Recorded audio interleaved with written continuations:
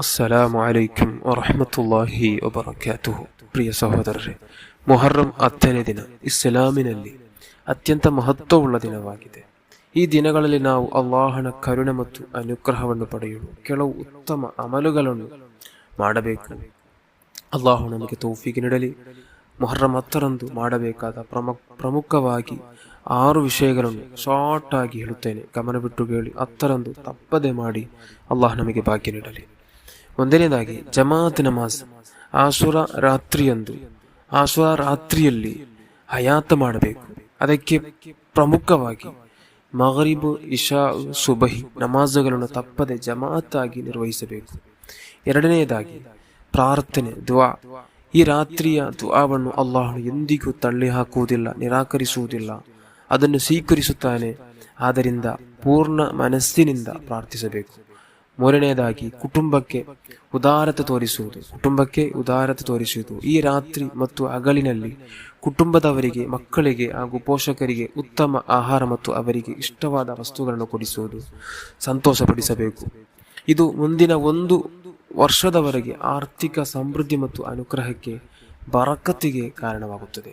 4ನೇದಾಗಿ ಆಶುರಾ ದಿನದ ಉಪವಾಸ, ಮೊಹರ್ರಂ 10ರ ಉಪವಾಸ. ಈ ಉಪವಾಸಕ್ಕೆ ಅಪಾರ ಪ್ರತಿಫಲವಿದೆ.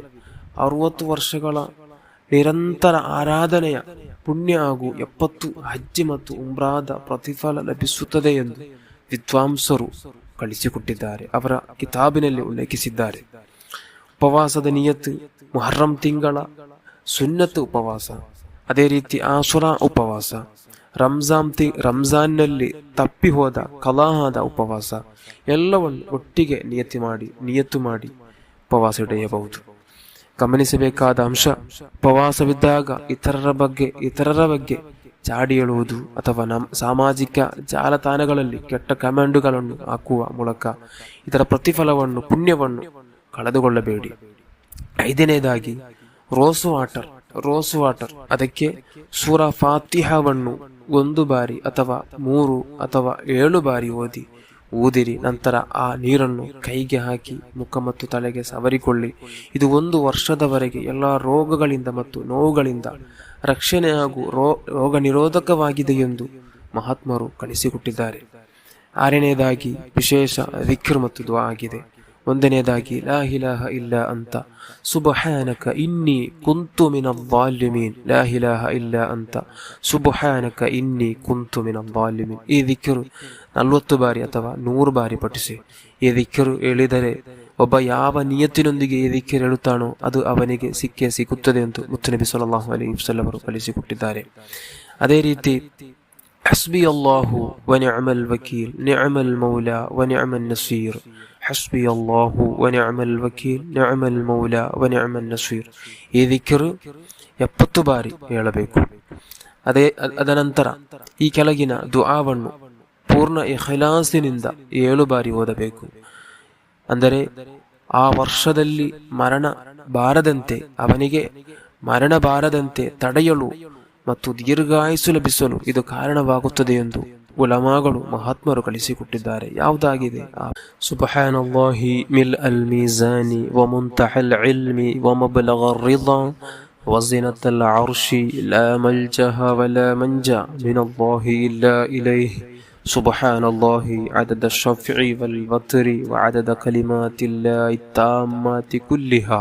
أسألك السلامة كلها برحمتك يا أرحم الراحمين.